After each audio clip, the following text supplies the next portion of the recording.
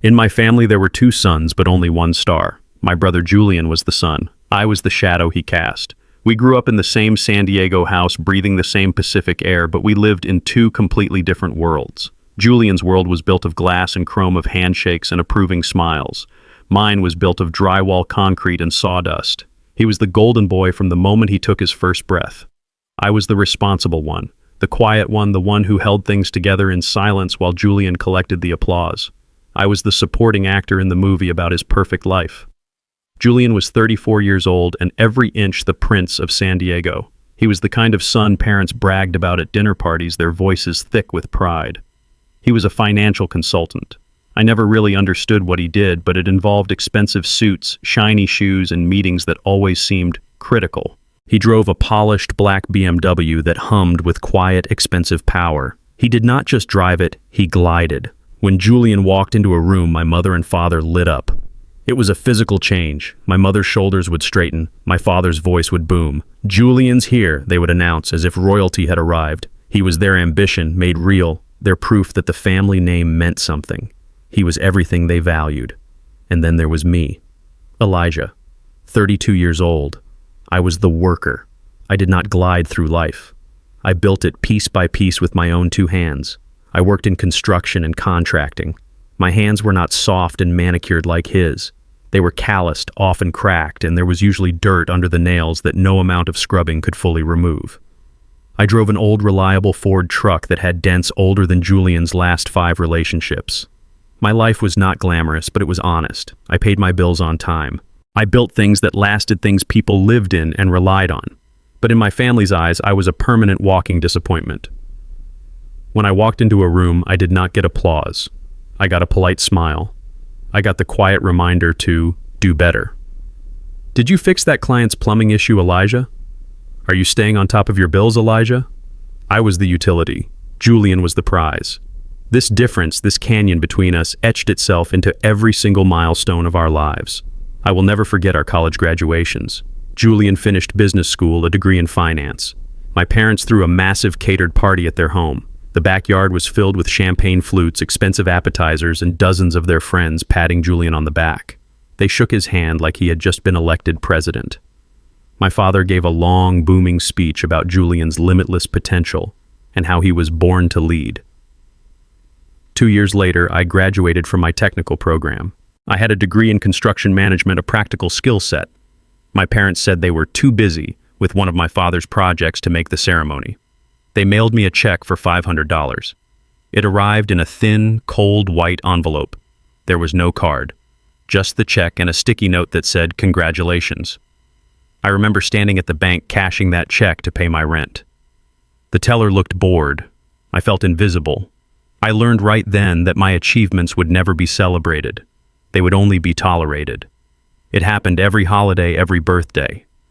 Last Christmas was the final brutal proof. We gathered around the tree in their perfect living room.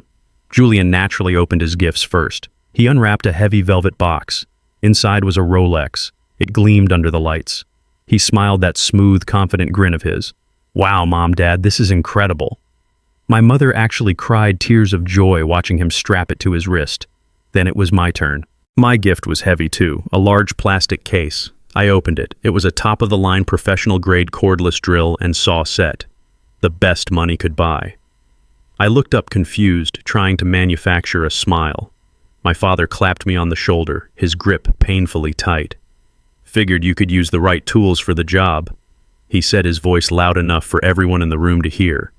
"This is so you have a way to eat, Elijah. Gotta earn your keep, son."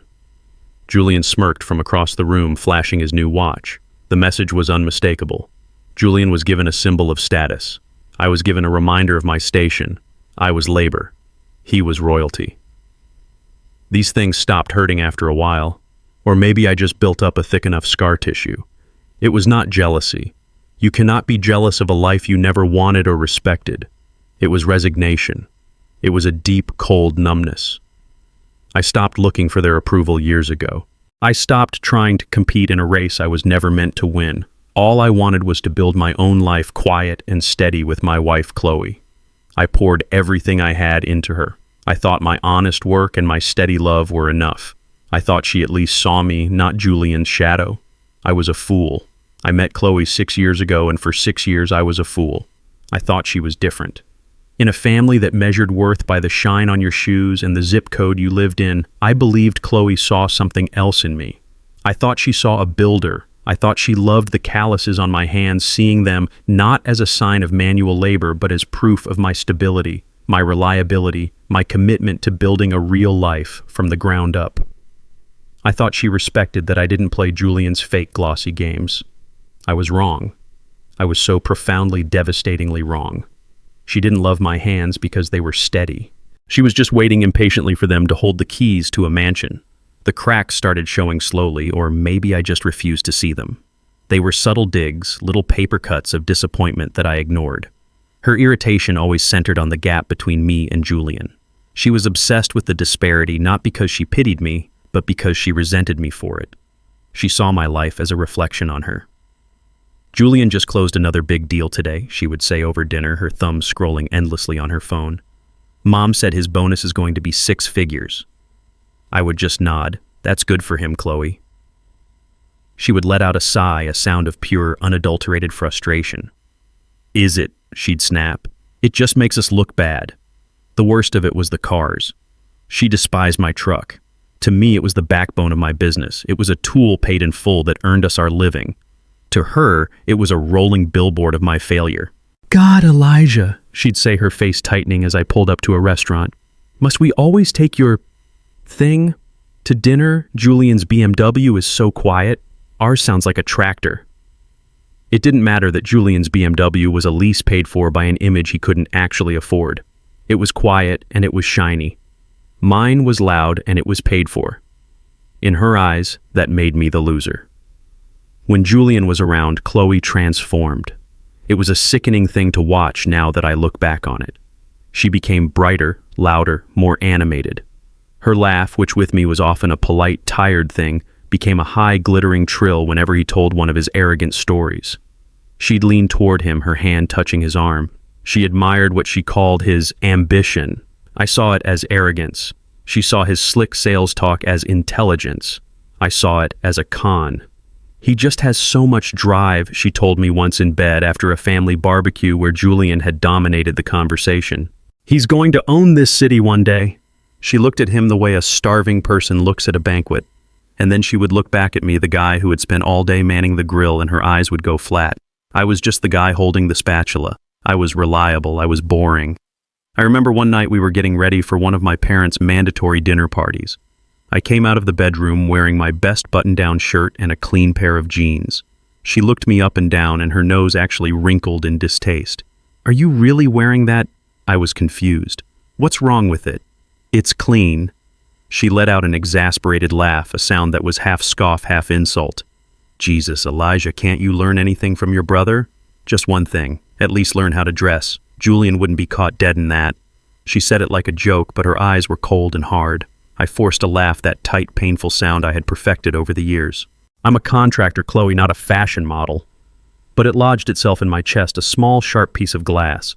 She wasn't just embarrassed by my truck, she was embarrassed by me. But the real warning, the flashing red light I drove right past, came just last week. The week before my parents sat us all down for the announcement. I came home late from a job in La Jolla covered in drywall dust and exhaustion. The apartment was quiet. I found Chloe at the kitchen table, which was buried under a pile of glossy magazines. Interior design magazines. The expensive kind with thick, heavy paper. She was so focused she didn't hear me walk in. She had a pen and she was circling things. Not just circling. She was making notes in the margins, comparing models. I looked over her shoulder. She was circling a $20,000 Italian stovetop. She was comparing quotes for marble waterfall countertops. This wasn't casual dreaming. This was planning. I tried to make a joke. "Planning to upgrade our kitchen, huh? I think that stove costs more than my truck." She jumped, startled, and slammed the magazine shut. Her cheeks were flushed with something that wasn't happiness. It was guilt. "Oh, this," she said, her laugh high and fake. "It's nothing, just dreaming, baby." She waved her hand dismissively, trying to brush it off. "You know, just dreaming of the day we finally get out of this tiny apartment." She came over and kissed me, but her lips were tight, and her eyes were already looking past me toward the magazine. Just dreaming, she repeated. At the time, I believed her. I put my arm around her and said we'd get there one day. What a blind, stupid fool I was. I realize now she wasn't dreaming of us. She wasn't planning for our future. She was planning her future. She was picking out the kitchen finishes for the $1.5 million San Diego house. She must have known.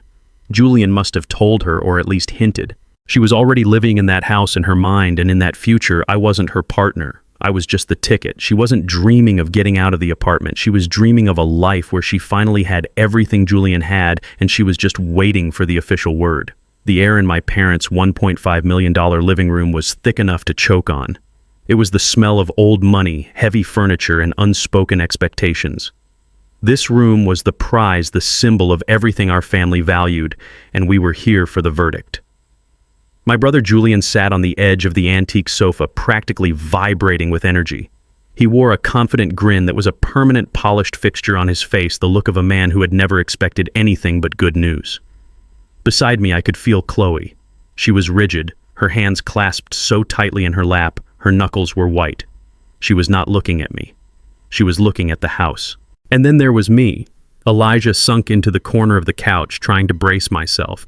I had spent my entire life bracing myself in this house. My father, a man who never wasted words on sentiment, cleared his throat. The room went silent. "We've made our decision," he announced, his voice flat and final. He looked at Julian. "Julian, this house will be yours. We want you to raise your family here, keep it in the name." The reaction was immediate. My mother gasped, her hand flying to her chest as tears of pure, uncut pride welled in her eyes. "Oh, Julian," she breathed. Julian's face lit up, a masterful performance of surprise, as if he hadn't known this was coming for 20 years. He stood to hug our mother. "I'll make this place even better," he promised, his voice thick with false humility. "I know you will, dear," Mom whispered, hugging him tightly. Beside me, I felt Chloe let out a shaky breath she'd been holding all evening. She was smiling a wide, relieved smile that wasn't meant for me. Then the spotlight shifted. My father's gaze, cold and clinical, found me in the corner. He reached down and pulled another much thinner folder from the table. He did not hand it to me. He slid it across the polished wood. "Elijah," he said, and the warmth was gone from his voice. "You'll inherit Grandpa Henry's 50-acre farm in Tennessee." The silence in the room was different now. It was heavy and awkward. I opened the folder. There was no portfolio, no list of assets. Just a single black and white deed to a property I hadn't set foot on in decades. A farm that had been abandoned, a place of dust and decay. It was my mother who broke the silence. Her voice was no longer thick with pride. It was laced with a cool, sharp pity. She looked straight at me, and I know Chloe heard every single devastating word. "Julian is like us, Elijah," she said, her voice carrying across the room. "But you were always like Grandpa Henry, stubborn, clinging to things that are already dead." She smiled, a tight, thin-lipped expression that didn't reach her eyes. "Maybe you'll know what to do with that pile of dirt. We never did." Her words hung in the air, a public execution of my worth. Julian, still glowing from his victory, walked over to me. He clapped me hard on the shoulder. The pat wasn't comfort. It was condescension. It was a clear, unmistakable sign of his dominance. He leaned in close, his expensive cologne filling my nose, and whispered so only I and Chloe could hear. "Don't worry, little brother." His voice was a smooth, mocking purr. "A Tennessee farm sounds fun." He paused, letting the insult land. "When you finally go broke on it, just call me. I'll give you a loan. Family rate, of course." He walked away laughing about something with our father. My mother was already talking to Julian about renovations. I just sat there frozen. I looked down at the deed in my hands, a piece of paper that represented 50 acres of land that hadn't grown a single crop in 25 years. My stomach didn't just drop. It evaporated. It felt like the entire floor of my life had fallen out from under me, leaving me in a cold, dark freefall, clutching a deed to a dead man's pile of dirt. And sitting next to me, I felt Chloe go perfectly, terribly still. The drive home was a funeral procession for a life that had never existed. The silence in my old truck was not peaceful. It was a weapon. It was a thick, heavy blanket of accusation pressing down on my chest, making it hard to breathe. I gripped the steering wheel, my knuckles white. In my lap, the thin manila folder felt heavier than a block of concrete. It contained the deed to my failure, the official document of my worthlessness. Chloe sat in the passenger seat, but she was a million miles away. She had not spoken a single word since my mother's final pitying dagger of a sentence. She was turned completely away from me, her head pressed hard against the passenger side window. She was staring out at the blurred, expensive lights of San Diego, the lights of the city that belonged to Julian. She was watching the life she had been promised, the life she had already decorated in her mind, evaporate into the night. I could feel the energy coming off her. It was not sadness. It was not grief. It was pure, uncut, ice-cold fury. The rage radiated from her in waves, chilling the small cab of the truck. I looked at her, at the rigid, unforgiving line of her back, the tension in her neck. And in that moment, like a light switch being flipped in a dark room, it all clicked into place. The memory of her at our small kitchen table just 1 week ago, surrounded by those glossy, heavy-papered interior design magazines, hit me like a physical blow. The $20,000 Italian stove she had circled, the waterfall marble countertops she had bookmarked, the way she had jumped and slammed the magazine shut when I walked in, her laugh too high, too fake. "Just dreaming, baby," she had said. It was not a dream, it was a plan, it was entitlement. She had not just been hoping for that $1.5 million house. She had been expecting it. She had been promised it. Julian. Julian must have told her. He must have whispered in her ear after one of their long private laughs. "Don't worry, Chloe, I'm getting the house. You'll be living in it soon enough. Just play along with my idiot brother for a little while longer." My mother's words. Julian is like us. Julian's whisper, family rate. And Chloe's bright, eager smile at the dinner table. They were all in on it.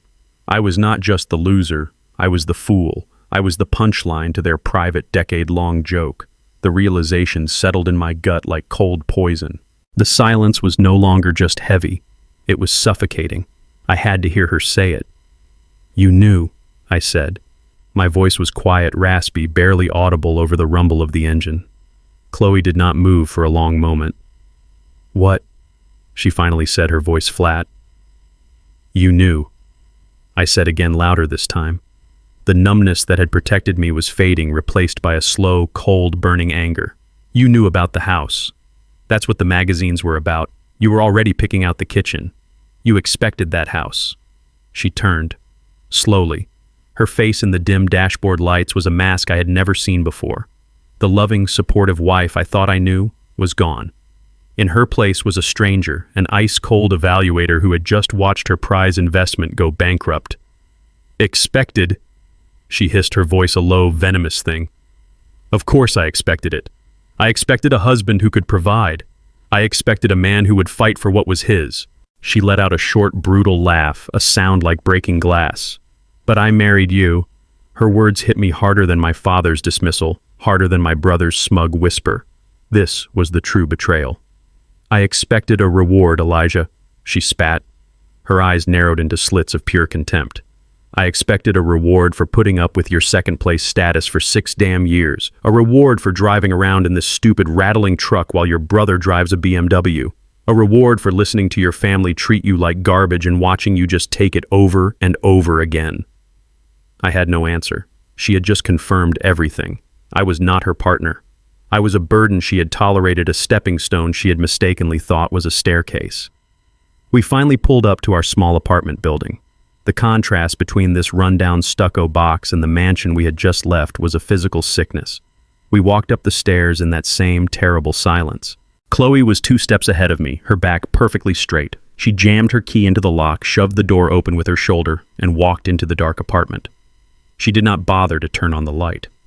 She stood there for a moment in the entryway, her purse still on her shoulder. Then, with a gesture of final, utter disgust, she threw her keys onto the small kitchen counter. They skidded across the cheap laminate and hit the wall with a sharp metallic clatter that echoed in the dark. 50 acres of dead land, she said, her voice flat and dead. That's all you got. This was not a fight. A fight implies 2 sides, both with something to lose, both still invested enough to yell. This was not a screaming match. This was an execution. It was a cold, quiet, methodical severance, and I was the one being cut away. We stood in the dark apartment, the silence buzzing with the echo of her keys hitting the counter. The air was so cold I could feel it on my skin. Chloe hadn't moved from the entryway, and I was frozen by the kitchen, still clutching the worthless paper-thin folder from my father. My voice, when I finally found it, sounded alien to me. Weak, desperate. I was a drowning man looking for a piece of driftwood. Chloe. I started my throat tight. It's not nothing. It's land. 50 acres. We can sell it. We can take the money and start something new. Somewhere else. She turned, and she laughed. It was not a sound of humor. It was not even a sound of bitterness. It was a dry, hollow, rattling sound like dead leaves scraping across concrete. It was the most brutal sound I had ever heard. It cut me deeper than my mother's pity or my brother's arrogance. Sell it? She repeated, her voice dripping with a contempt so pure it was almost beautiful. Sell it, Elijah, for what? What do you think 50 acres of dead, forgotten dirt in the middle of nowhere is worth $7,000? Maybe enough for a down payment on another broken-down truck. She took a step toward me, and her eyes, even in the shadows, were glinting with a terrible, clarifying light. It's worthless, she hissed, the words precise and sharp. It hasn't produced anything in 25 years. It's a grave. It's a symbol of everything that family thinks of you. It's worthless, Elijah. She paused, her gaze raking over me from my worn-out boots to my tired, confused face. Just like... She didn't finish the sentence. She didn't have to. The words hung in the air between us, heavy and toxic. Just like you. I had no response. What could I say? She had just voiced the very thing my father's actions, my mother's words, and my brother's smirk had been telling me my entire life. I was worthless. She held my gaze for one more second as if confirming her assessment. Then, with a final dismissive sigh, she turned her back on me and walked into our bedroom. There was no slamming of doors. There was no weeping. I heard the closet door slide open. I heard the click and drag of a suitcase being pulled from the top shelf. I heard the systematic, efficient sound of hangers sliding on a rail. Sip, sip, sip. Then the methodical thud, thud, thud of folded clothes being placed. She was not running away. She was not emotional. She was closing an account. She was a reptile shedding a skin that no longer served her. She had been ready for this. She had probably had this bag mentally packed for years, just waiting for the final confirmation that her investment in me, in us, was never going to pay out. My legs felt like cement. I could not move. I just stood there listening to the sounds of my life being neatly packed away. A few minutes later, she emerged. She was wearing her best coat, the expensive black wool one that I had always thought was impractical for our life, but now I saw was perfect for her next one. Her hair was perfect. Her makeup, which I had thought was for my parents, was clearly for her departure. She was carrying the single smart-looking suitcase. And the smell hit me like a wave. It was her expensive perfume, the one with the French name I could never pronounce, the one Julian had given her last Christmas. "You have expensive taste, Chloe," he had said with a wink. "Someone's got to appreciate it." Now the scent filled our tiny apartment, a final choking reminder of who had won. She walked to the door. She didn't look back at the apartment, at the life we had built. She just stopped her hand on the doorknob and looked at me. Her face was not angry. It was not sad. It was worse. It was disappointed. It was the look of someone who had been handed the wrong order, a look of pure, unadulterated contempt. "Elijah," she said, and her voice was no longer emotional.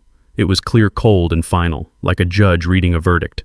"I need you to understand this." She took a breath. "I married a man with dreams. I married a man I thought had ambition, a man I thought would fight." She looked me dead in the eyes, her gaze unflinching. "I did not marry a broke farmer with a worthless piece of land. And that was it. That was the killing blow. A broke farmer. The words echoed in the sudden, crushing silence. I automatically looked down at my own hands. The hands she used to say she loved. The hands that were calloused and scarred from years of work. The hands that had repaired this apartment, that had built decks and frames and houses. The hands that had held her, that had tried to build a life for us. I saw them now through her eyes. They were not strong and capable.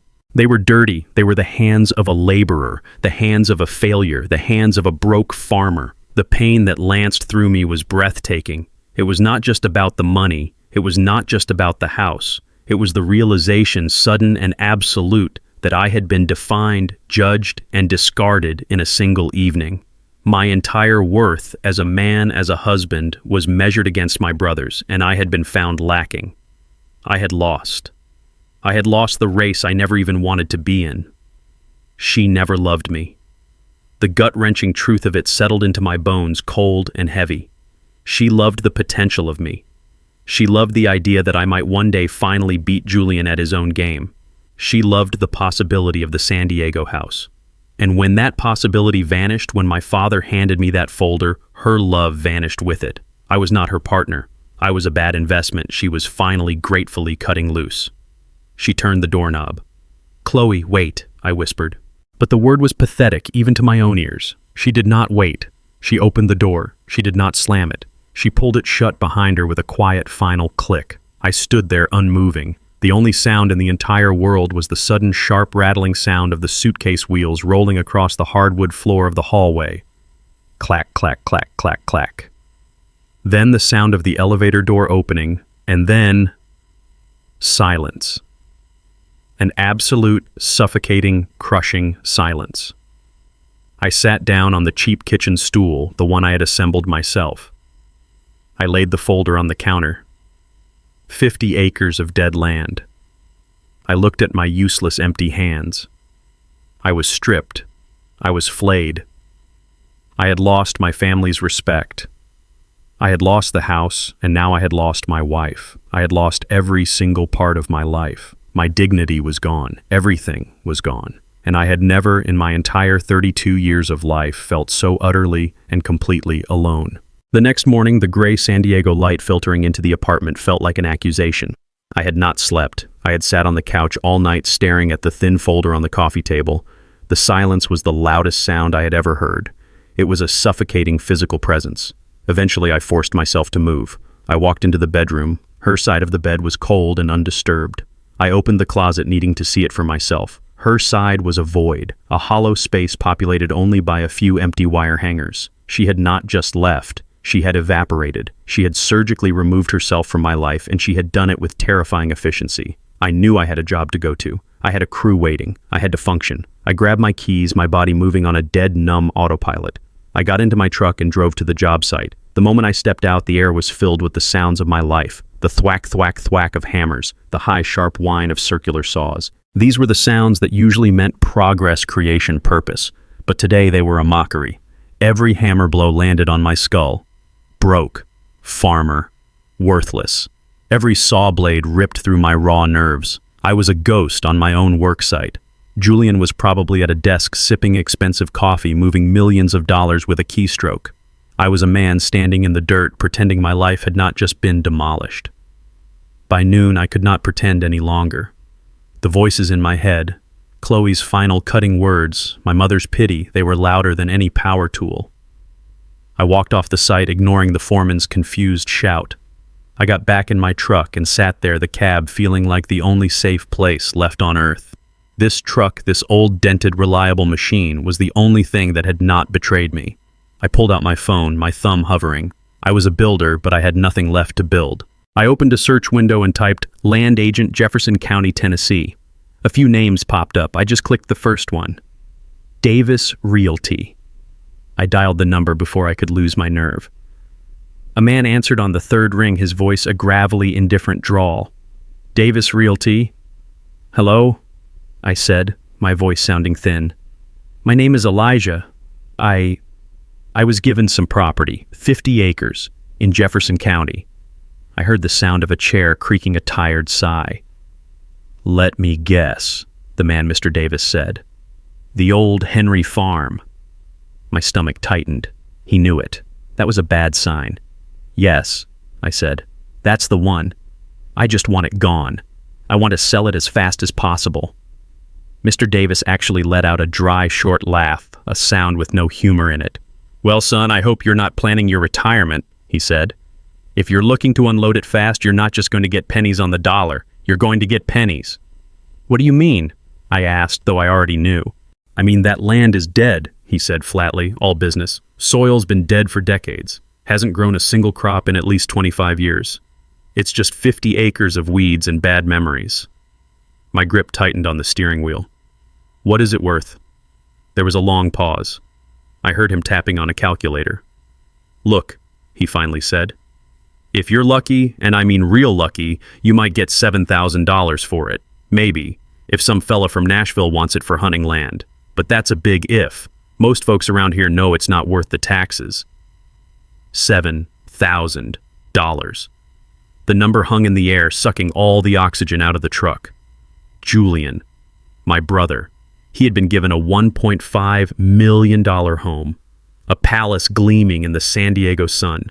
My inheritance, my entire worth summed up by my family was $7,000. It was less than the value of the truck I was sitting in. It was a joke, a cruel, final joke. The humiliation, the rage, the sheer crushing weight of my life's failure all slammed into me at once. I ended the call. I looked at my hands on the steering wheel. My calloused, cracked, useless hands. Ga Nung Jun Te Trang. I roared. It was not a word. It was a raw, guttural sound of pure agony. And I hit the steering wheel. I hit it once, twice, a third time, my fist crashing against the hard plastic. The sharp electric pain that shot up my arm was a welcome relief. It was a feeling. It was something other than the cold, hollow void inside me. My knuckles were split, bleeding. I sat there breathing hard, tasting the metallic tang of blood. Mr. Davis had said one more thing. That's the reality. But if you're serious, you'll need a proper surveyor to get a report. You'll need that before you can list it anyway.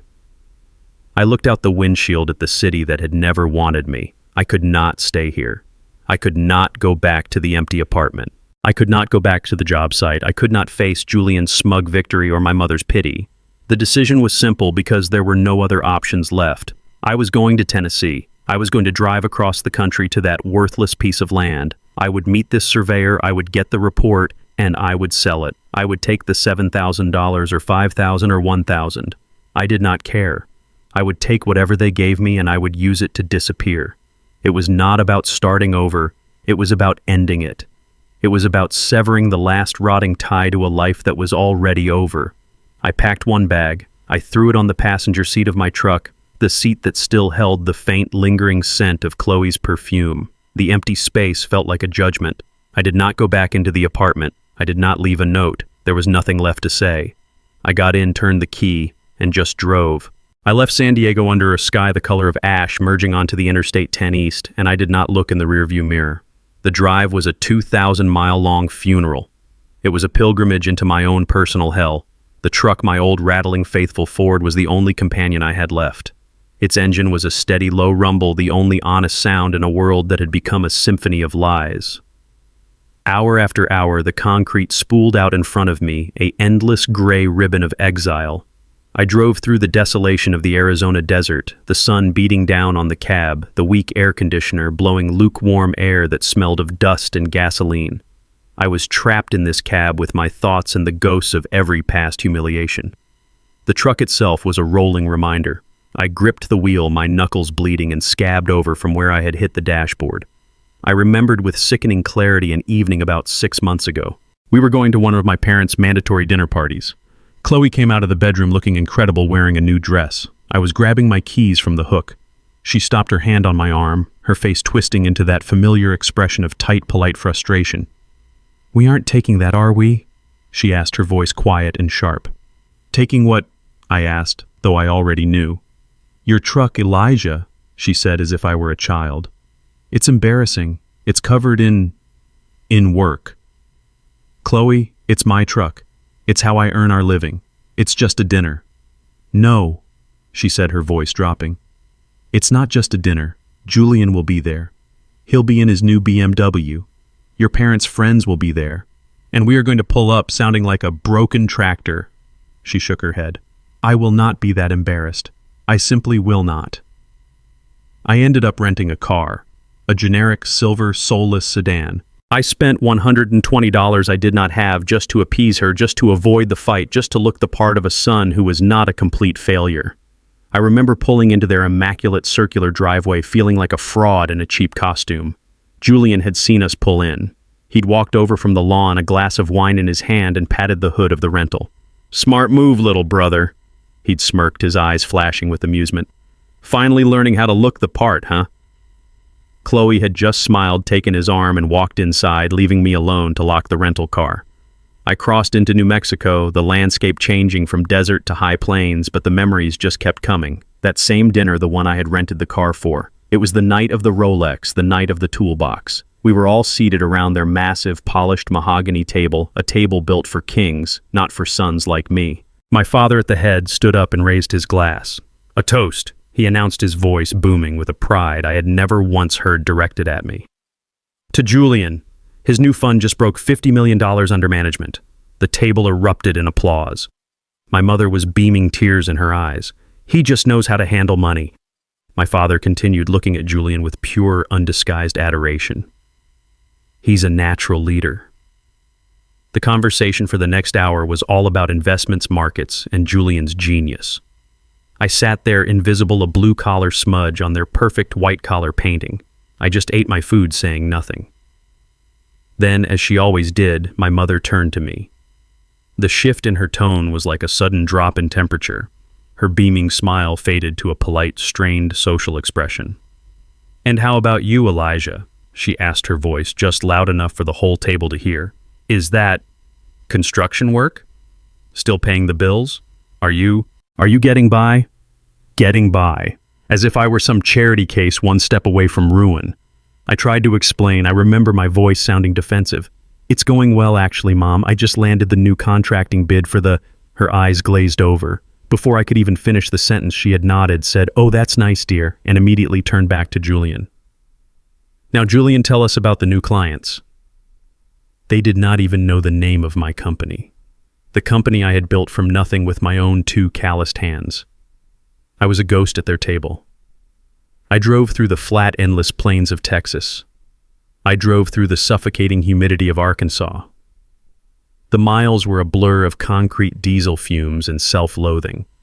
I stopped only when my eyelids felt like they were lined with sand, pulling into cheap, hourly rate motels off the highway, the kind with flickering neon signs that said vacancy and doors that opened directly onto the parking lot. I would check in the clerk behind the bulletproof glass, barely looking up. The rooms all smelled the same. Stale cigarette smoke, harsh chemical bleach, and a deep, unshakable despair. The sheets were always thin and stiff sandpaper against my skin. The walls were so thin I could hear the television from the next room, the arguments, the hollow coughing. I would lie on the sagging mattress, my hands behind my head, staring at the water-stained ceiling. And in that awful, buzzing silence, Chloe's final words would come back to me clear as a bell. "Ganongjun te trang." Worthless. Just like... This, I realized, was the verdict. This was the truth. They had all won. Julian with his mansion and his Rolex. My parents with their perfect son who reflected their perfect values. Chloe with her cold, clear-eyed ambition that I had mistaken for love. They had all held a trial, and I had been found guilty. Guilty of not being Julian. Guilty of working with my hands. Guilty of being the second-best son, the disappointment, the fool. And now I was driving to my prison. I was driving to the physical, tangible proof of my failure. That dead 50-acre farm. As I finally crossed the state line into Tennessee, the air felt different. It was heavier, wetter. The green of the landscape was almost aggressive. It was not the pale, sun-bleached green of California. It was a deep, dark, suffocating green. And I started to think, really think about the man whose name was on the deed. Grandpa Henry. I barely remembered him. He was a stubborn, hard old man who smelled like soil and tobacco. He loved that land more than he loved any person in the world. He had spent his life working it until it gave out, until the soil just died and he died along with it. My parents always spoke of him as a cautionary tale, a man who refused to modernize, who refused to sell, who died with nothing but 50 acres of worthless dirt to his name.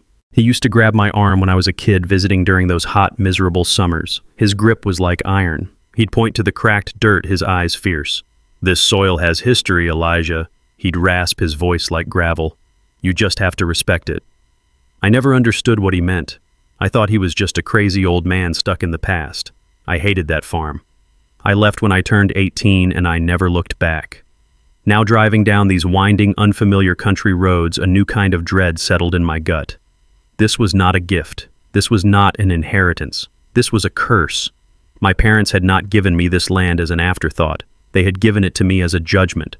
You are just like him, clinging to things that are already dead. Grandpa Henry had not left this for me. He had left this to me. It was his final cosmic punishment.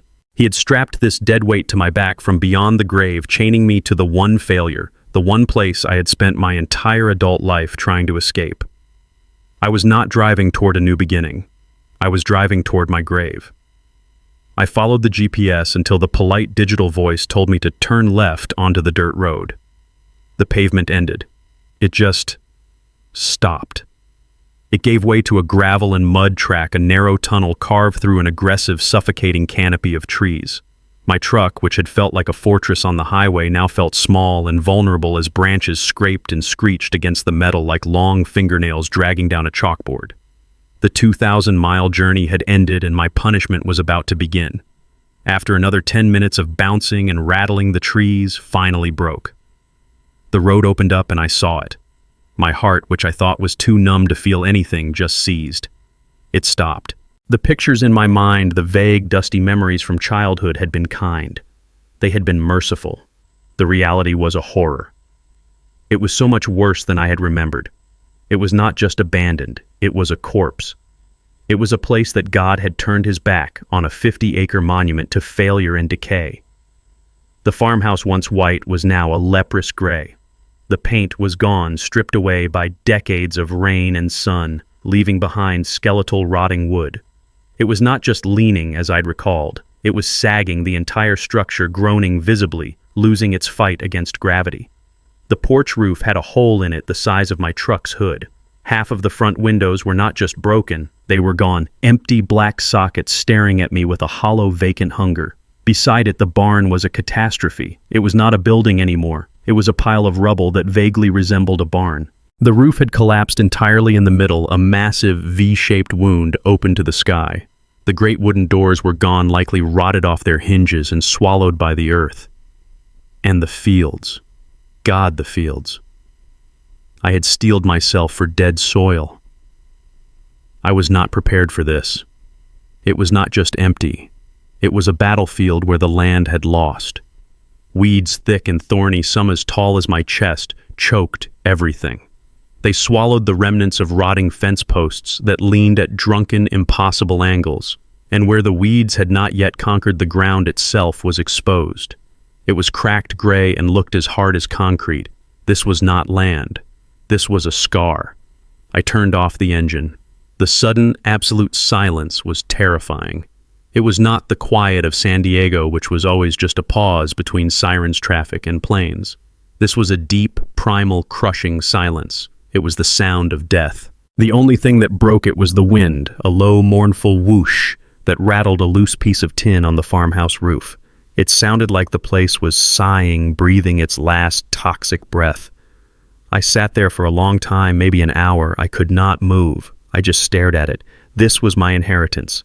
This was my $7,000 punchline. Julian was walking on hardwood floors, opening a stainless steel $6,000 refrigerator. I was sitting in my truck, staring at a pile of rot, clinging to things that are already dead. My mother's voice was so clear it was as if she were sitting in the passenger seat, her voice dripping with pity. Finally, my legs, stiff and aching, moved. I stepped out of the truck. My boots crunched on the gravel. The air smelled wrong.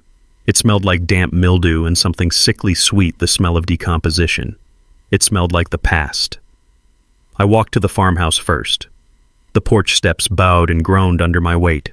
I was afraid they would give way and send me into the dark, spider-filled space beneath. I reached for the front doorknob. It was gone. There was just a black, rusted hole. I put my shoulder to the door and pushed. It screeched, the wood bottom scraping a groove into the porch, and opened just enough for me to slip inside. The inside was worse than the outside. Dust was not just on things. It was a thick, gray blanket that coated every surface, muffling the world. It hung in the air thick and chalky, and I immediately started to cough, the taste of it dry and ancient coating my tongue. The floor was a minefield of fallen plaster leaves that had blown in through the broken windows, and the tiny, delicate skeletons of birds and mice that had gotten trapped. The furniture that remained was skeletal, a single rocking chair, its arm broken off. A table overturned. A couch, its guts of yellowed foam spilling out onto the floor. And the smell. Under the dust, there was the smell of mold, of rat droppings, of decades of trapped stale air. It was the smell of absolute abandonment. I walked through the small, dark rooms, my boots leaving footprints in the inches-deep dust. I was not just a visitor. I felt like a trespasser, an archaeologist stumbling into a tomb that was supposed to stay sealed. I went back outside, needing to breathe air that did not taste like a grave. I walked toward the barn, my heart sinking lower with every step. The weeds were so thick I had to push them aside. I got to the gaping maw where the doors used to be and looked inside. It was a cathedral of decay. The few beams that still held the remaining roof were warped and black with rot. Piles of ancient moldy hay had become solid damp bricks. The smell of ammonia and mildew was so strong it made my eyes water. This was my legacy. This was the something solid my father had given me. A broke farmer's worthless land. Chloe's words, my father's words, my mother's words, Julian's laugh. They all swirled in my head, a dizzying chorus of contempt. As the sun began to set, the place became even more sinister. The sky turned a bruised, sickly purple and orange. The long shadows of the skeletal trees stretched across the cracked fields, making them look like grabbing bony fingers. The temperature dropped and the wind picked up, starting its symphony of moans and rattles through the broken house. I was not going to a motel. I did not have the money, and more than that, I did not have the will. This was my prison. I had to live in it. I went back to the truck and grabbed the one bag I had packed, which was just a few changes of clothes. I also grabbed the thin fleece blanket I kept behind the seat. I went back into the farmhouse, into what I guessed was the living room. I found the flattest, cleanest-looking patch of floor away from the pile of dead leaves, and I brushed the thickest layer of dust away with my boot. I sat down my back against the wall, the plaster crumbling behind me. Night fell completely. The blackness inside that house was total. I had never known a darkness so complete. I could not see my own hands in front of my face. And the silence. The silence was filled with sounds. The creak of the house settling, the skittering of something small and fast in the walls, the constant lonely howl of the wind through the broken windows. I lay down on the hard, dusty floorboards, pulling the thin blanket over me. It did nothing against the damp cold that was seeping up from the foundation, a cold that felt like it was coming from the earth itself. I lay there, my eyes wide open in the blackness, and I felt it. The true, absolute crushing weight of my life. I was 32 years old. My wife was gone. My family hated me. My brother was a millionaire, and I was lying on a floor so filthy it was probably toxic in a house that was collapsing around me in a state I had never wanted to be in, with $7,000 to my name. If I died here right now on this floor, how long would it take for anyone to find me? A month, a year? Would they even look? I was being buried alive. I was being consumed by my grandfather's failure, a failure so complete it had rotted the very wood and soil around me. And suddenly the numbness broke. The despair, the humiliation, the rage I had been swallowing for my entire life, it all came roaring up from my gut. I could not breathe. I was choking on it. "No," I whispered to the darkness. "No." I scrambled to my feet, kicking the blanket away. I stumbled through the dark house, banging my shin on the overturned table, and burst back out onto the porch. The moon was a pale, sickly sliver, offering no light. The wind hit me cold and sharp. I could not take it. I could not take the silence, the pity, the failure. I looked at the collapsing barn, the symbol of it all. My eyes landed on a rock half buried in the mud by the porch. It was the size of my fist. I grabbed it. It was cold and wet. I stalked out into the middle of the yard, my boots sinking into the mud. I looked up at the black skeletal silhouette of the farmhouse, this tomb, this monument to my family's contempt. I screamed. It was not a word. It was a raw animal sound of pure bottomless agony that ripped out of my throat. "Is this it?" I yelled at the empty fields, at the ghost of the man who had done this to me. "Is this what you wanted?" I wound up, my whole body shaking, and I threw that rock with all the force I had left. I threw it at the collapsing barn. "Why me?" It hit a remaining piece of the tin roof with a loud, violent clang that echoed sharp and sudden in the oppressive silence. "Why me, Grandpa Henry?" I screamed, my voice cracking. "Did you hate me this much? Did you hate me so much that you had to curse me? You wanted to bury me, didn't you?" My voice broke into a sob, a dry, racking, painful sound. "You wanted to bury me here with you in this This nothing. I stood there shaking in the cold, my throat raw. And then, the rage was gone. It evaporated as quickly as it had come, leaving nothing behind. Not sadness, not anger, just a void. A cold, quiet, terrifying emptiness. I sank to my knees in the wet dirt. I was completely and totally broken. The fight was gone. I had nothing left. I put my head in my hands, the smell of mud and decay on my skin, and I just stopped. I was empty. I was on my knees in the mud for I do not know how long. The echo of my own scream, the raw, torn-open sound of my throat had been swallowed by the wind. The rage was gone, burned out of me, and all that was left was the cold. It was a deep, wet Tennessee cold that soaked through the knees of my jeans and settled into my bones. I was shaking, a deep, uncontrollable tremor that started in my chest. I was not a man. I was just an animal, shaking in the dark, wondering where to die. But I was not dead. Not yet. I was just cold.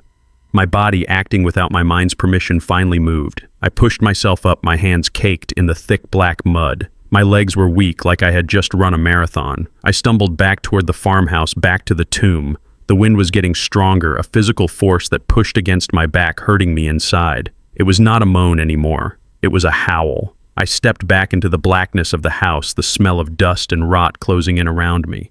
And the sound. The wind, finding the broken-out window in the living room, was creating a high-pitched, piercing shriek. It was the sound of 1,000 dentist's drills, a sound designed to drive a man insane. It was bringing the cold in with it, along with a fine spray of rain and dead leaves that skittered across the filthy floor. I had to stop it. I was a man at the absolute bottom of the pit, but I was still a builder. I could not fix my life. I could not fix my marriage. I could not fix my family. But I could damn well cover a broken window. I pulled out my phone. The battery was at 41%. I turned on the flashlight, and the small, bright beam cut a cone of reality into the oppressive darkness. It illuminated a world of chaos. Thick, choking dust hung in the air like a fog swirling in the draft. I swept the beam around. I needed cardboard, a piece of plywood, anything. I walked deeper into the house, my footsteps echoing with a flat, dead sound. I passed the kitchen, a hell of rusted metal and broken-toothed cabinets. I went to the back, to the rooms I had not yet explored. I pushed open a door that was hanging by one hinge. It was the bedroom. Grandpa Henry's bedroom. The beam of my phone light swept across the room. It was where he had died. I could feel it. The air was even heavier in here. There was just a simple, rusted iron bed frame against the far wall. A single collapsed dresser, its drawers spilling out like a disemboweled animal. The wallpaper, a pattern of faded roses, was peeling off in long, damp strips like skin. I scanned the floor looking for anything flat, and I saw it. Under the bed, tucked away, was a long, low wooden drawer. It looked like it had been part of the original bed frame, a built-in storage unit. It was the only thing in the room that was not completely destroyed. Maybe there was a piece of wood, a flat board in there. I got on my knees again, this time on the dusty, gritty floorboards of the bedroom. I aimed the light. I grabbed the two small wooden knobs. I pulled. It did not move. It was sealed shut, the wood swollen by 1,000 seasons of damp and humidity. I pulled again harder, my boots slipping on the floor. Nothing. A flash of that hot, useless rage came back. I wanted to kick it, to smash it, to destroy it like everything else in this place had been destroyed. But I stopped. I looked at my hands in the flashlight beam. My calloused, dirty, bleeding hands. Ga Nung Dun Te Trang. Chloe's voice. The hands she found so useless. Fine. I would use them. I put my phone down on the floor, aiming the beam at the drawer. I was a builder. I knew wood. I did not just pull. I got my fingertips under the lip of the drawer, finding a small gap. I dug my nails in. I braced my feet. And I lifted, using leverage, transferring my weight, putting my back into it, not just pulling, but working the wood, forcing the swollen joints to submit. It fought me. It groaned. It squealed in protest. And then, with a sharp, splintering crack that echoed through the silent house, it gave way. The drawer slid out, scraping a long, loud, raw scar into the floor. I coughed, the dust I had disturbed filling my lungs. I pointed the light inside. It was mostly empty. Just a nest of dried leaves, more dust, the delicate skeleton of a mouse, and a box. In the back corner, almost invisible, was a small, dark metal tin. A simple rectangular box, the kind an old man might keep tobacco in. It was dark green, but the paint was mostly hidden by a spiderweb of rust. My heart was not pounding. I was not expecting gold or treasure. I was too tired to expect anything. I was just curious. I picked it up. It was light. I sat back on my heels, the cold of the floor seeping into my bloody knees, and I worked the lid. It was rusted tight. I used the small blade on my pocket knife to pry one corner, and the lid popped open with a small metallic sigh. I pointed the light inside. The smell of old dry paper and rust hit me. There was no money, no jewels. There were only two things. The first was a photograph, faded and curled. I picked it up. It was Henry. He was a younger man standing in this very yard, but the house behind him was whole. The barn was proud and tall. He was not smiling. He was the hard man. I remembered his face carved from granite, but his eyes, they were not my father's cold, judgmental eyes. They were not my brother's smug, dismissive eyes. They were fierce, intense. He was staring directly at the camera, as if he could see right through it, right through the decades, right at me. The second thing was a piece of paper. It was folded into a small, tight square. It was yellowed, and the creases were dark and brittle. I had to force my numb, dirty fingers to unfold it gently, afraid it would crumble to dust. It was a letter. The handwriting was spidery but strong, written in a bold black ink that had not faded. It was not long, just a few lines. It began with my name. To Elijah. My breath caught. He had written my name, not Julian's. Mine. The most valuable things in this world. I read my voice a hoarse whisper, are never on the surface. People will call you a fool for holding this land. Let them. Never sell it out of desperation. I stopped. The words hit me so hard I felt my stomach clench. Never sell it out of desperation. I was here in the absolute pit of desperation, ready to sell this land for $7,000 just to make the pain stop. I read on my hand, shaking. Protect it. It will protect you when you need it most. A cold electric feeling, not from the wind, prickled my skin. And then the last line, the final three words written with a firm, strong downstroke of the pen. I believe in you. I read the words again and again. I believe in you. My phone clattered to the floor as my hand went limp. I did not bother to pick it up. I just sat there in the dark, the letter clutched in my fist. The wind was still howling, but I could not hear it. The only sound was the hammering of my own heart, a slow, heavy, stunned beat. I believe in you. My father had never said those words to me. Not once. He had said, gotta earn your keep, son. He had said, do better. My mother had never said them. She had said, that's nice, dear. Chloe had never said them. She had said, I married a man with dreams. But this man, this hard, granite-faced ghost whose land I had just been cursing, had said them. He had written them down and sealed them in a box, a time bomb of faith waiting for me to hit the absolute bottom. I sat there in the dark, in the cold, in the filth, and the rage that had defined me for my entire life. The rage at Julian, at my parents, at Chloe, at myself. It did not just fade. It evaporated. It was gone. And in its place, for the first time, a new feeling. It was not hope. It was not strength. It was just a question. A deep, burning, impossible question. Why I woke up to the sound of birds. It was the first sound I had registered besides the wind. I was not on the floor in the bedroom. I had at some point moved back to the living room and found a section of wall to lean against. I was stiff cold and my knuckles throbbed, but the suffocating despair was gone. The letter was in my pocket. I had not put it back in the tin. I had folded it carefully and put it in the front pocket of my jeans where I could feel its strange, sharp-edged weight against my leg.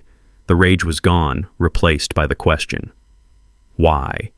Just after sunrise, a truck rumbled up the gravel road, its engine a low growl that sounded different from my own. I stood up, brushing decades of dust from my clothes, and walked onto the groaning porch. An old, beaten-up pickup truck, its paint faded by the sun, came to a stop.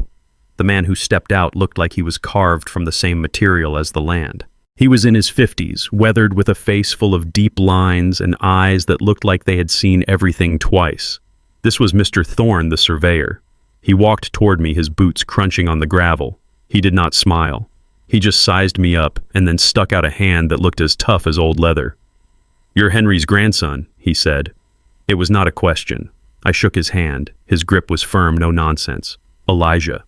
"Mr. Thorne," he replied, nodding. He looked past me at the collapsing house, then back to the dead fields. "I remember your granddad. Hard man." He paused, his gaze sharp. He loved this land, loved it more than was sensible. He wouldn't sell it no matter who asked, no matter the price. A day ago, I would have agreed, stubborn, clinging to things that are already dead. But now I felt the letter in my pocket a tiny secret weight. I felt defensive but also detached. I had to break this spell. "Well," I said, my voice rough from disuse, "I'm not him." I shoved my hands into my pockets, my fingers brushing the folded paper. "I just need to know what it's worth. I want to sell it, as fast as possible." Mr. Thorne looked at me for a long, uncomfortable moment. His eyes were assessing, seeming to weigh me against the man he remembered.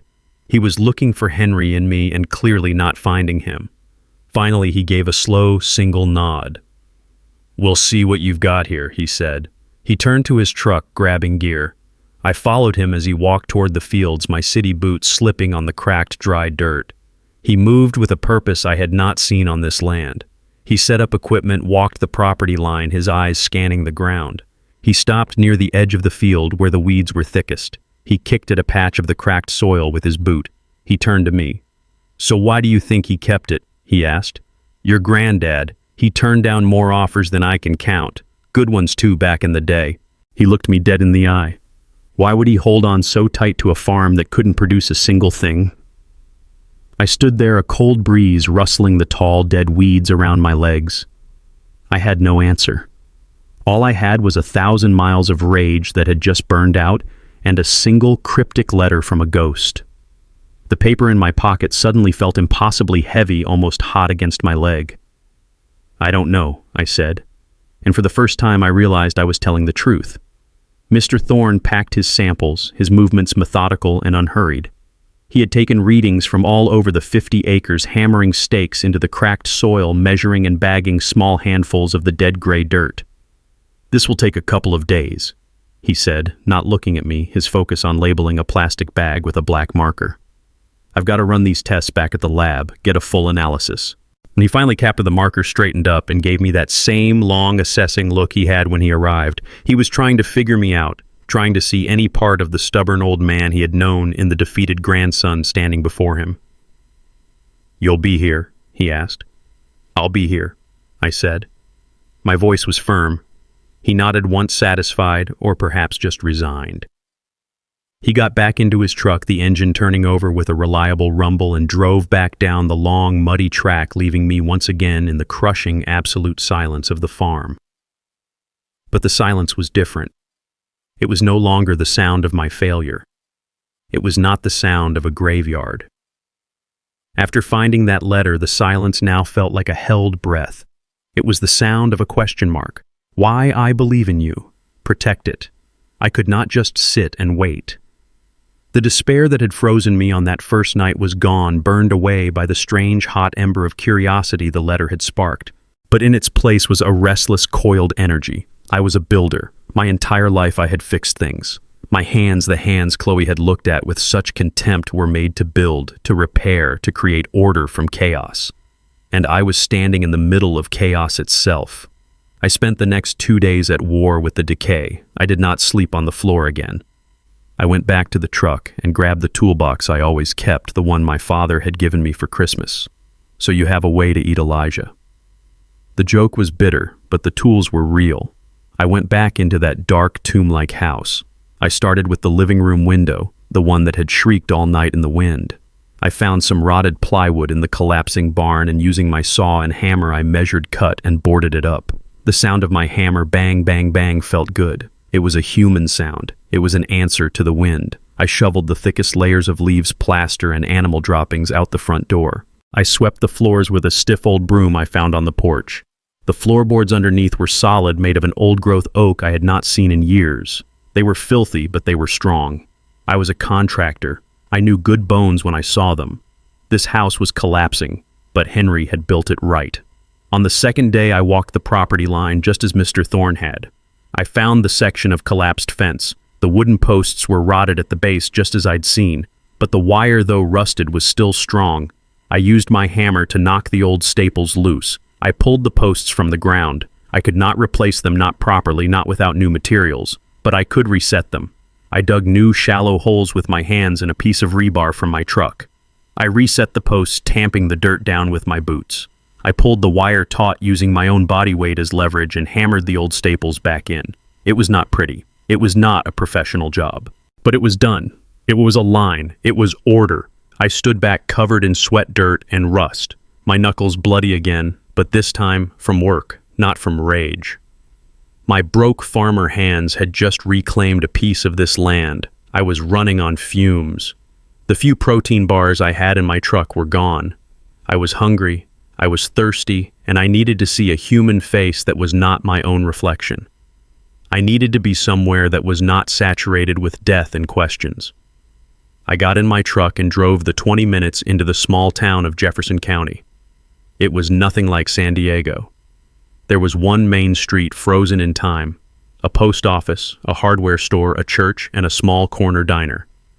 The sign just said, "The Corner." I pulled up my muddy truck looking like a visitor from another planet among the clean local pickups. I walked in. The diner went quiet. Not a hostile quiet, but a curious one. Every head in the place, about 10 of them, turned to look at me. I was the stranger covered in the dirt of the one place everyone in this town knew to avoid. I slid onto a vinyl stool at the counter. A waitress, a woman who must have been in her late 60s with a cloud of white hair and a kind, tired face, walked over. She was holding a glass coffee pot. "You're not from around here, honey," she said, her voice a warm Tennessee drawl. "Just passing through," I said. "Coffee black, please." She poured the coffee. Her eyes took me in. My dirty hands, my exhausted face, the mud on my jeans. Her gaze softened with recognition. "Oh, Lord," she whispered, her hand coming to her chest. "You're Henry's boy, aren't you? His grandson?" I was stunned. "How did you know?" "Honey, you're covered in the mud from his farm and you've got his eyes, sad and stubborn." She smiled. "I'm Brenda. I served your granddaddy coffee at this very counter for 30 years. She refilled a cup for the man next to me, then leaned on the counter. "He was an odd one," she said, her voice dropping to a conspiratorial, fond tone. "A tough old man, especially near the end. Always thought someone was trying to sneak onto his land." "He wouldn't sell," I said, repeating the line that had become the summary of my grandfather's life. Brenda let out a short, dry laugh. "Sell, oh child. He wouldn't even let the county assess it. People thought he was crazy. They thought he was a fool sitting on 50 acres of land that wouldn't even grow weeds right." She shook her head, remembering. "He used to sit right where you're sitting now, drinking his coffee black, just like you, and he'd look out the window and say..."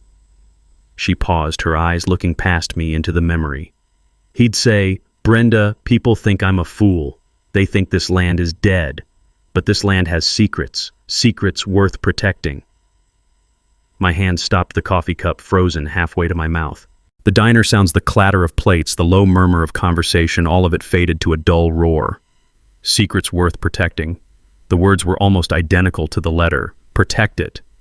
This was not a coincidence. This was not a dying man's fantasy. This was a pattern. Secrets? I repeated, my voice barely a whisper. "Did he ever say what they were?" Brenda shrugged, turning to wipe down the counter. "Never. Just that.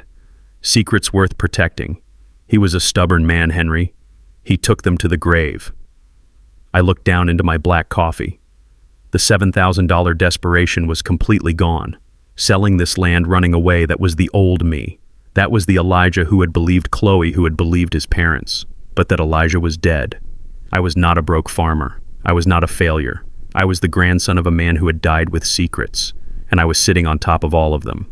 I was no longer here to sell. I was here for the truth. The phone rang on the second night. I was sitting in the cab of my truck, the only place that felt remotely safe, charging the battery. The name on the screen lit up the dark cab, a glowing white wound in the darkness. Julian. My first instinct was to throw the phone out the window. My second was to let it ring until it died.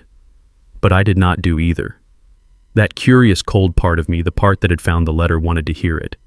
I wanted to know what the voice of my old life sounded like now that I was here. I answered. I said nothing. Elijah. His voice was slick and smooth, dripping with the kind of false hearty cheer he used when he knew he had an audience. Little brother, I heard you actually went and did it. Drove all the way out there. He laughed. It was not a warm sound. It was that sharp, cutting, arrogant laugh that had been the soundtrack to every one of my childhood humiliations. So what's it like, you playing farmer now, Elijah? How's the dirt treating you? I looked at my hands in the dim light. They were caked in that very dirt. They were raw from mending fences. I'm not playing anything, Julian, I said, my voice flat. Sure, whatever you say, he said, the smugness rolling off him in waves. I could practically see him in the San Diego mansion, polished and perfect. Well, listen, I'm just calling to say when you finally get tired of your little adventure and when you finally realize that land is exactly as worthless as Dad always said it was, you can always come on back. He paused, letting the silence stretch, letting the insult land. You can come crash at the new house. Maybe I'll even let you take the couch in the living room. The couch, not a guest room. The couch, the final perfect symbol of my status. Mom and Dad are here right now, actually. He continued, his voice bright and loud, clearly performing for them. They are just amazed at what I've done with the place. The renovations are incredible. Then his voice dropped, shifting into that fake, confidential tone, the one he used right before the final twist of the knife. You know, he said softly, as if he were sharing a sad, unavoidable truth. They never really expected much from you, Elijah. They always knew. This whole thing, it just proves they were right. I took the phone away from my ear. I looked at the glowing green numbers of the call timer. I could still hear his tiny metallic voice chirping. Elijah, you there, little brother? Did you hear me? I pressed the red button. I ended the call. I sat there in the absolute perfect silence of the Tennessee night. The old familiar acid of humiliation burned in my throat. The sting was there. His words were poison, and they still knew how to find the old wounds. But something was profoundly different. The words which 2 days ago would have shattered me, which would have confirmed my status as a broke farmer, now, they just hit. They hit, and they bounced off something hard inside me. Something that had not been there before. Something that had been forged in the last 48 hours of dust rage and a single yellowed letter. It was not despair I felt. It was not the crushing weight of failure. It was cold. It was quiet. And it was pure, unadulterated determination. Mr. Thorne's truck was a cloud of dust on the horizon, appearing just before noon on the third day. I was on the porch where I had just hammered in the last loose board, and I watched him pull up. I did not feel dread. I did not feel hope. I just felt an intense, burning cold need to know. He got out of his truck, but he moved differently than the first time. He was not just a surveyor coming to do a job. He was a man carrying a heavy message. He held a thick, bound folder in his hand, and his face was unreadable, which in itself was an answer. He walked up the steps, his boots making a heavy sound on the wood I had just secured. He did not say hello. He just looked at me, his gaze serious. I think you're going to want to sit down for this, Elijah, he said. My heart, which had been quiet, gave a single hard, painful kick against my ribs. I motioned to the old, battered rocking chair on the porch, the one whose arm I had not fixed yet. I sat on the top step. The silence stretched, broken only by the caw of a distant crow. Mr. Thorne did not sit. He stood like a man delivering a verdict. He opened the folder. It was filled with maps I did not understand, charts full of colored lines and pages of dense, single-spaced text. He looked up from the folder and met my eyes. Elijah, he started, his voice a low, serious rumble. Your land isn't farmland. It never was. I just stared at him confused. What do you mean it's 50 acres of... No, he said, cutting me off not unkindly but with a firmness that demanded I listen. It's what's under it. The soil is dead because of what's in it. He turned the folder around and tapped a long calloused finger on a chart. It was a graph with a red line that shot straight up. I took those soil samples. I ran them. Then I ran them again. Then I drove to the state geologist's office in Nashville last night and used their equipment because I did not believe my own. He looked at me. What you have under this farm is not dead dirt. He took a deep breath. It's one of the richest, most concentrated deposits of rare earth minerals I have ever seen in this state, maybe in this part of the country. The words meant nothing to me. It was just geological jargon. I was a contractor. I knew concrete. I knew wood. I knew rebar. Rare earth, I said, my voice hoarse. What is that, Mr.? Thorne's expression almost softened as if he realized he was speaking a foreign language to a man who had just been handed a new universe. It's the stuff that makes the modern world work, son, he said. It's the material used in everything from smartphones to electric car batteries, from wind turbines to military guidance systems. He leaned in, his voice dropping as if the birds in the trees might be listening. What you are sitting on, he said, tapping his finger on the porch step between my feet, is not land, Elijah. It's a gold mine. I've seen companies go to war, legal and otherwise, for a deposit half this size. They will fight. They will kill each other just to get a piece of this. I did not move. I did not breathe. The world just stopped. The birdsong, the wind, the sound of my own blood in my ears, it all just went silent. Julian's smug laugh. Maybe I'll let you take the couch. My mother's pity. Clinging to things that are already dead. My father's dismissal. Gotta earn your keep, son. And Chloe's face twisted in contempt. I did not marry a broke farmer with a worthless piece of land. They all flashed in my mind, a rapid, brutal slideshow of my own execution. And then a new set of words. Secrets worth protecting. The waitress Brenda, I believe in you. The letter in my pocket. Protect it. It will protect you. The two sets of memories of words of truths collided in my head, and in that instant a new reality was forged. It was a click so loud it was almost physical. I looked up from the porch step past Mr. Thorne to the man who had written the letter. My grandfather. I whispered the words, tasting strange in my mouth. He knew. It was not a question. Mr. Thorne nodded slowly, his eyes confirming everything. He must have, he said quietly. There's no other explanation. He must have had an old survey done, or maybe he found it himself. He knew exactly what he was sitting on, and he knew what would happen the second the word got out. He closed the folder, the sound of final definitive thud. That's why he never sold, I said, the realization dawning on me. That's why he let the farm die. That's why he let people in town call him a crazy, stubborn old man. He was not stubborn, Elijah, Mr. Thorne said, his voice firm. He was smart. He was protecting it. He was guarding it. He looked at me, and his eyes were no longer assessing. They were respectful. He was protecting it. For you. I stood up. My legs were shaking, but not from weakness. I walked off the porch and stood in the yard in the same spot where I had knelt in the mud and screamed at the sky just 2 nights ago. I looked out at the fields. The same tall, dead weeds, the same rotting fences. But they were not the same. They were not a grave. They were not a symbol of failure. They were a disguise. They were camouflage. They were a shield, a brilliant, patient, 30-year-long act of protection. My grandfather, Henry, the man I had cursed, the man my family had dismissed as a failure, a man clinging to the past. He had not been looking at the past. He had been looking at my future. He had not given me a curse. He had not chained me to a failure. He had trusted me. He had seen past the broken son, the second best, the blue-collar disappointment. He had seen a protector. And he had handed me a sword. He had given me a weapon. I spent the next week in a different kind of silence. The shock of Mr. Thorne's revelation had settled not as joy, but as a heavy, profound weight. I had the report. I had read it, and then I had read it again, and a third time sitting on the porch, I had begun to repair. The numbers were so large they were meaningless. They were abstract, like the distance to a star. On paper, I was no longer a broke farmer. I was potentially one of the wealthiest men in the state. But I did not feel wealthy. I felt heavy.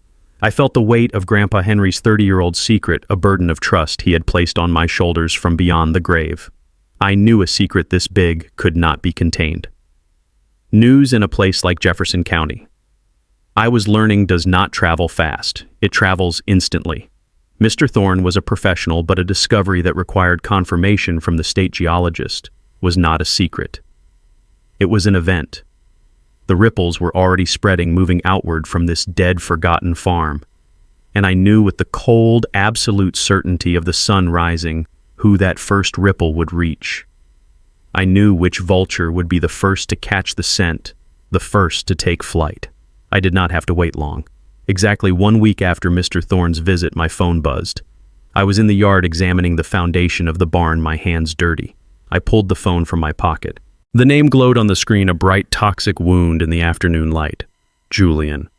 This time I did not hesitate. I did not feel the old familiar sting of humiliation. I did not brace for an insult. I felt nothing at all but a cold, quiet curiosity. I wiped the mud from my thumb. I answered the call, and I waited. Elijah.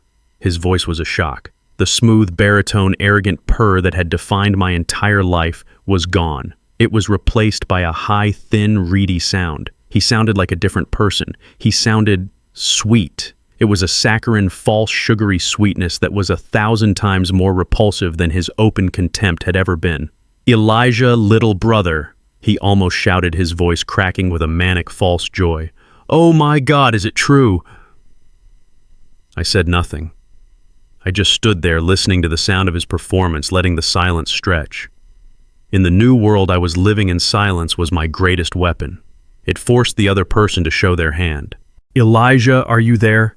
"Listen," he said, rushing on the silence, clearly making him panic. I just heard the news. Mom and Dad called me. They said you found something out there. Something valuable." I remained silent. I could hear his quick, shallow breathing on the other end. I heard something about rare earth," he said, his voice dropping as if just saying the words was a prayer. "Elijah, rare earth. That's incredible. Just incredible. I am so happy for you, man. This is life-changing. So happy for me." The lie was so thin, so pathetic, it was almost transparent. "Julian," I said. My voice was flat, low, and calm. It was the voice of the dirt of the land. "What do you want?" There was a sharp, sudden pause. He was not used to me being direct. He was not used to me holding the power. He let out a sputtering, nervous laugh. I don't want anything, Elijah. What? No, I'm calling because I'm worried about you." Worried. That was a new one. "I'm worried," he repeated, finding his rhythm, the salesman in him taking over. "Listen, I've been doing non-stop research since I heard. These kinds of deals, Eli, they aren't for guys like you." "Guys like me?" I asked, my voice still perfectly level, perfectly cold. "You know what I mean, little brother," he said, and I could hear the old condescension bleeding back in, disguised as concern. "You're a builder. You're great with your hands. You know drywall, you know concrete, you know wood. You do not know multi-million, hell, maybe billion-dollar contracts. You do not know corporate lawyers. You do not know international mining rights." He was talking fast now, the words tumbling over each other, a torrent of practiced, slick panic. "These people, these are sharks, Elijah. They're not your local lumber supplier.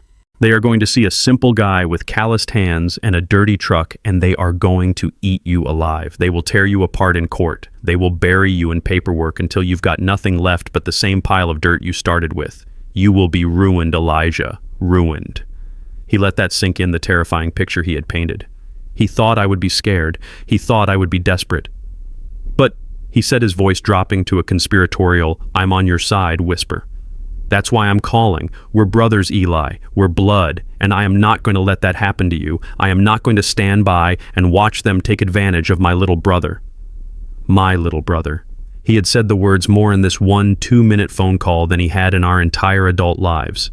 "Here is what we do," he said, the salesman moving in for the close. "You let me handle it. You let me protect you." That word, protect, the same word from Grandpa Henry's letter. Hearing it from Julian's mouth felt like a violation. "You sign the management rights over to me," he said, the words quick and smooth. "Just temporarily, of course. Just so I have the legal standing. I know these people. I speak their language. I'm the financial guy, remember? This is what I was born to do. I will field the offers. I'll get the lawyers, my lawyers. I will negotiate. I'll make sure we get the absolute best possible deal, and I will make absolutely 100% sure that you get a fair share." A fair share. My mind flashed with perfect cold clarity to the $1.5 million house, to the Rolex on his wrist, to the family rate loan he was going to give me when I The broke farmer finally went bankrupt. A fair share. I almost laughed. The sound that came out of me was not a laugh, just a short, dry puff of air through my nose.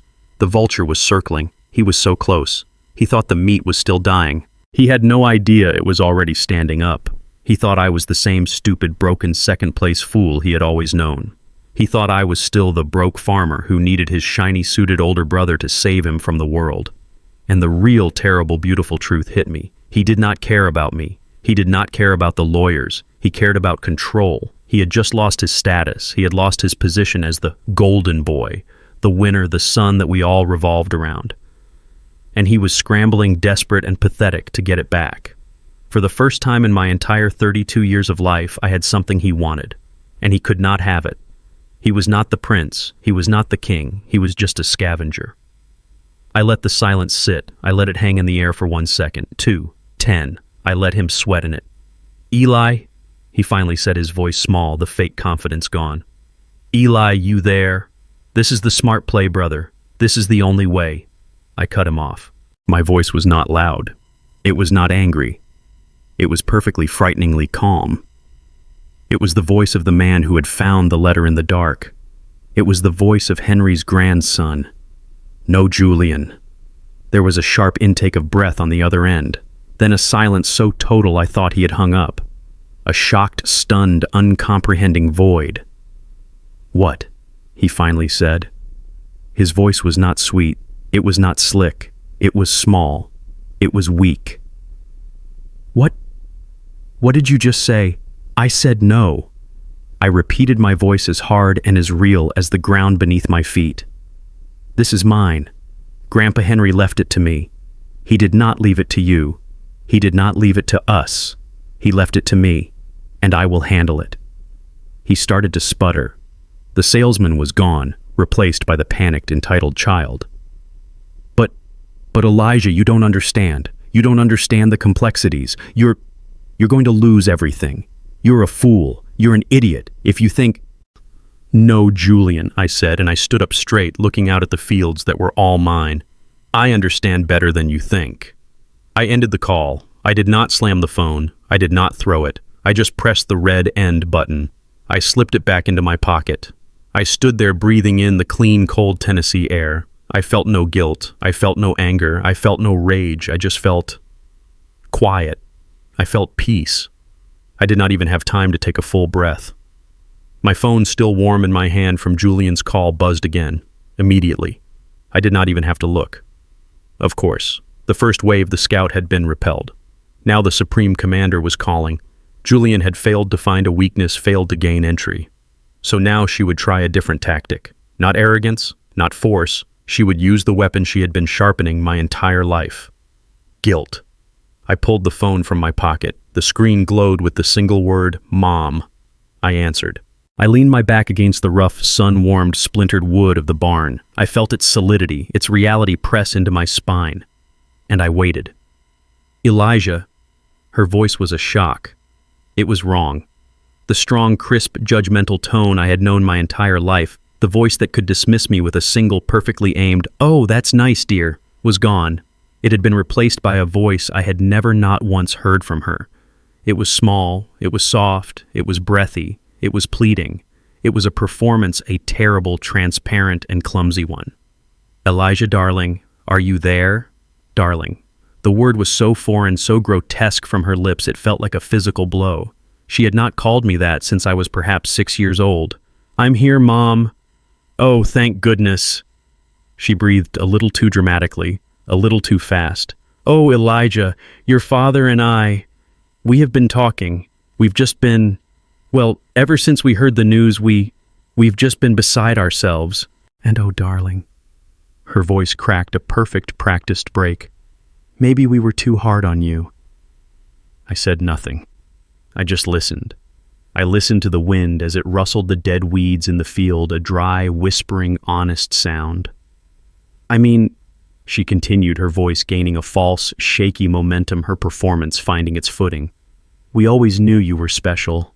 We just should have seen your potential." That word, it landed in the quiet air like a dropped stone. Potential. I looked down at my hands. They were caked in the rich, dark soil of Tennessee. They were blistered from mending the fence and stained with rust from pulling old staples. This was my potential. My entire life, my potential had been to build. I had realized that potential. I had built a business from nothing. I had built a life. I had built things that people lived in, things that people trusted, things that were real. And that potential, that realized, tangible, sweaty, blue-collar potential had been invisible to them. It was not just invisible. It was worthless. It was a disappointment. It was a failure, a thing to be pitied at the dinner table. But now that my land, the land they had thrown at me like a bag of garbage, was rumored to be worth 9, maybe 10 figures. Now I had potential. Now they could see it. Their potential was nothing but a number in a bank account. It was the potential to be like Julian. It was the potential to make them look good at their San Diego country club. The word was not a compliment. It was the most profound, most absolute, most complete insult she had ever given me. It was a confirmation that my entire life of honest work had meant less than nothing. "We were wrong," she said, her voice dropping to a whisper. We see that now." And there it was. The sentence. The 3 words I had been starving, begging to hear my entire 32 years of life.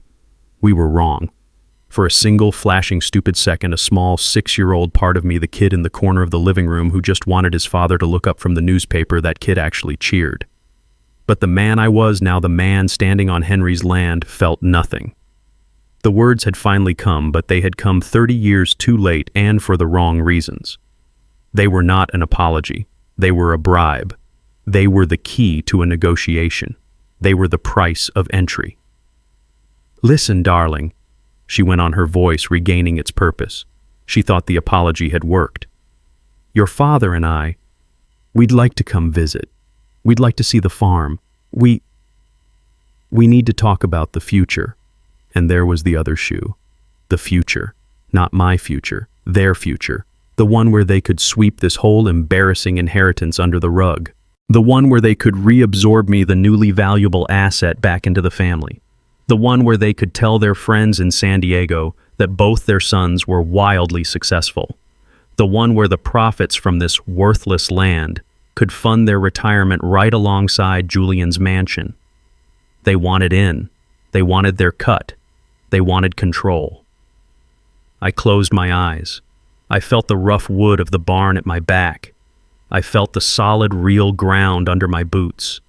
I felt the weight of Grandpa Henry's letter in my pocket, a small, square, solid piece of truth. And that deep, aching lifetime wound the black hole inside me that had been created by a lifetime of begging for their approval. The hole that had defined me, it finally closed. The edges of it, which had been raw and bleeding for decades, just sealed. I did not need it. I did not want it. Their approval was conditional. This land was not. I took a breath. A real one. The first one, maybe.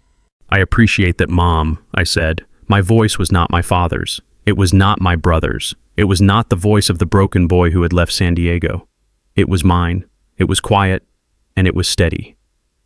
"But the future I'm building here, it's going to be mine. It's not for you to control." The silence on her end was immediate. The pleading was gone. I had broken the script. "What, Elijah? That's not... We're not trying to... Grandpa Henry trusted me with this land." I continued, my voice calm, cutting right through her sputtering. "He trusted me, and I am going to honor that. I am going to do this my way." She let out a long, slow sigh. It was not a sad sigh. It was a sigh of deep, profound, frustrated disappointment. The mask was off. The transaction had failed. The bribe had been rejected. "Elijah," she said, and her voice was cold again. The old familiar chill returning, the one I had known all my life. "We only want what's best for you." "I know, Mom," I said.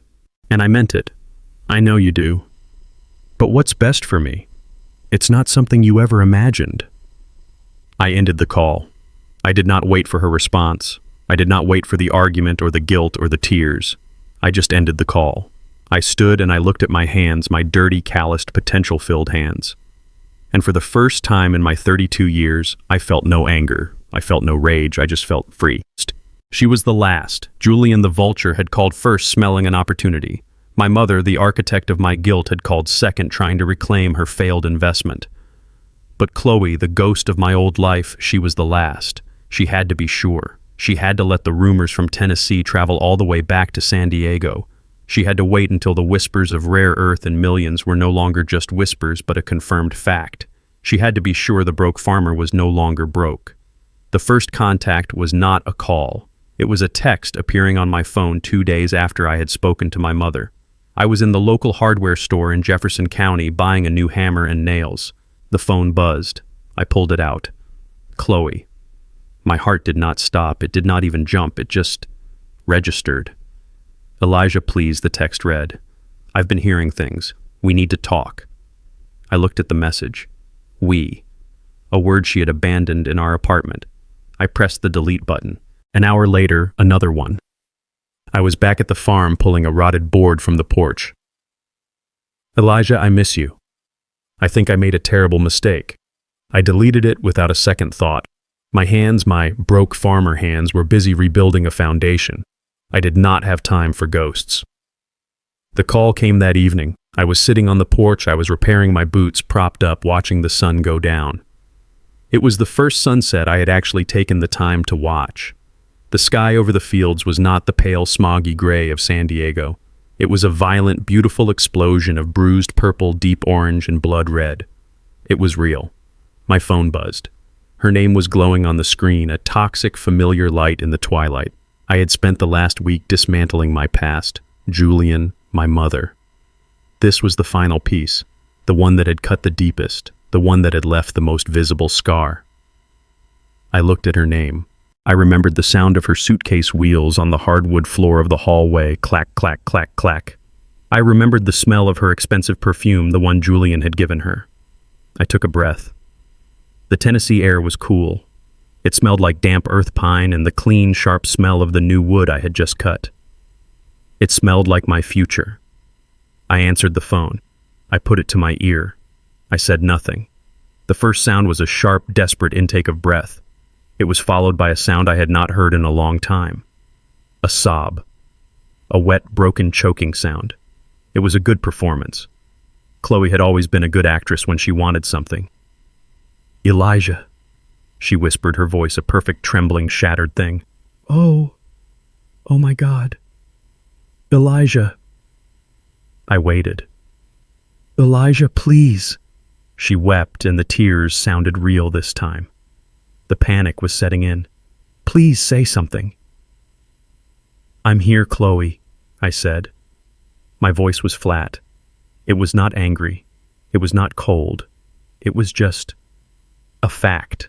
Oh, God, she sobbed, and now the dam of her performance broke. Elijah, I heard about the land. I'm so sorry.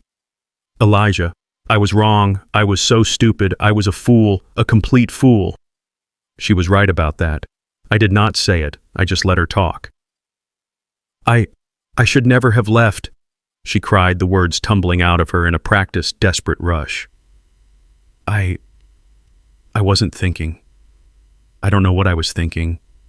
I was so scared. There it was. The excuse. The pivot. The justification she had been practicing in her mirror. I was so scared, Elijah, she repeated, her voice dropping, becoming small and thin, a victim's voice. You have to understand. My whole life, I've just been so scared of being poor, scared of struggling. When your father said that about the farm and that it was worthless, all I saw was failure. I saw us struggling forever. I panicked, baby. It was just fear. Just stupid, blind fear. Fear. I closed my eyes. The bruised sky was fading to black. The memory of that night, the night she had walked out, was not a blur. It was not a dream. It was the single, sharpest, clearest, most high-definition moment of my life. I had replayed it on a loop for 2,000 miles, and I remembered her face. I remembered her standing in the doorway of our apartment, bathed in the dim light of the hallway. I had looked into her eyes, searching, begging for the woman I loved to be in there. But she was not. The woman I saw was not scared. Fear is shaking. Fear is crying. Fear is reaching out, grabbing you, holding on, and whispering, "What are we going to do?" Fear is two people united against a problem. Chloe had not been scared. She had been cold. She had been furious. Her eyes had not been wide with terror. They had been narrowed. They had been slits of pure, crystal-clear contempt. She had looked at me like I was something she had just scraped off the bottom of her expensive high-heeled shoe. She had looked at me like I was a bad investment, like I was a betrayal of her future. She was not afraid of being poor. She was disgusted by it. She was enraged, not that we would struggle, but that I had failed to make her rich. She was not scared of failing. She was terrified of not winning. She was terrified of being stuck with the loser while the winner, her real object of desire, Julian, lived in a mansion. Her fear was just entitlement with a good script, and this apology was just a business proposal. "We can fix this, Elijah," she whispered. Her voice shifted, the tears drying up, replaced by that soft, intimate, manipulative tone she used to use in the dark. The voice that had, for 6 years, convinced me I was the center of her world. I don't care about the money," she lied. The lie was so enormous, so blatant, it was almost impressive. "I mean that. I have been miserable for these last 2 weeks, just empty. I realized it's not the house, it's not the money, it's you, Elijah. It's always been you. I just want us. I want to come back," she whispered, the final desperate plea. "Please, let me come home. I'll get on a plane right now. Just say the word. Let me come home to you." Home. I was silent for a long time, so long that the silence itself became an answer. I heard her breath hitch. "Elijah," she whispered, the panic returning. I was not silent because I was considering it. I was silent because I was remembering. I was remembering the good times, the dreams we had shared over cheap tacos and beer in that tiny apartment, the nights we had spent laughing, planning a future. I had loved her. I had loved her with a stupid, blind, all-in devotion. I had loved her enough to be her fool. And then I remembered the verdict. I remembered her standing at the door wearing the expensive coat Julian had bought her, smelling like the expensive perfume Julian had given her, her face a mask of cold, hard, final judgment. I remembered her exact words. "I did not marry a broke farmer with a worthless piece of land." That was the truth.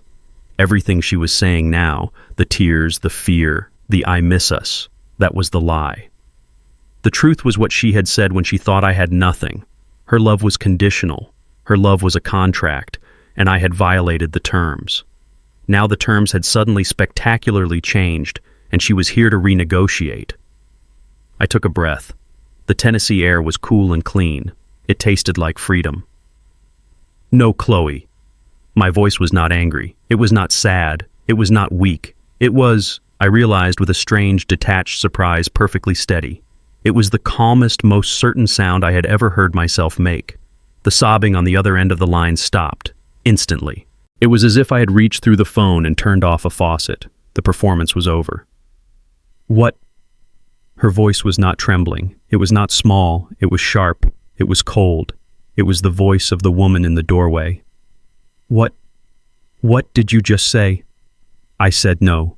I repeated my voice, just as quiet, just as firm. "You were right, Chloe. Your love has conditions, and you made them perfectly clear that night." "Wait," she said, her voice starting to shake, but this time with rage, not sadness. "Elijah, no, you don't understand. I was upset. You were honest." I cut her off. "For the first time in our entire marriage, you were completely 100% honest. You left when you thought I had nothing. You looked at me with contempt. You called me a broke farmer. You did not even cry. You were just efficient. You packed one bag and you walked out. You don't get to come back now that I have everything." I stood up from the porch step. I looked out at the 50 acres of land that was all mine. the land that was now humming under my feet with a quiet, powerful secret. "My life is moving forward, Chloe," I said, "and it is moving forward without you." The silence was gone. The act was over.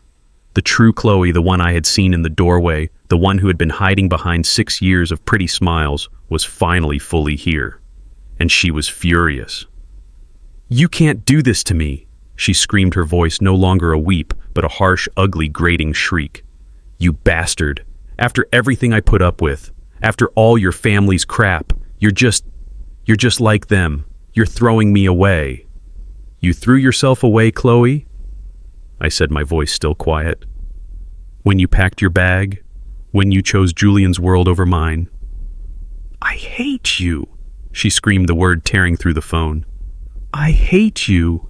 You're a fool. You always were a fool, and you'll always be a fool." She was still screaming, still cursing me, still begging and threatening and crying when I pressed the button. I hung up the call. I did not throw the phone. I did not yell. I just slipped it into my back pocket. I stood on that porch for a long, long time as the last of the light died and the stars, bright and cold and real, began to appear in the Tennessee sky.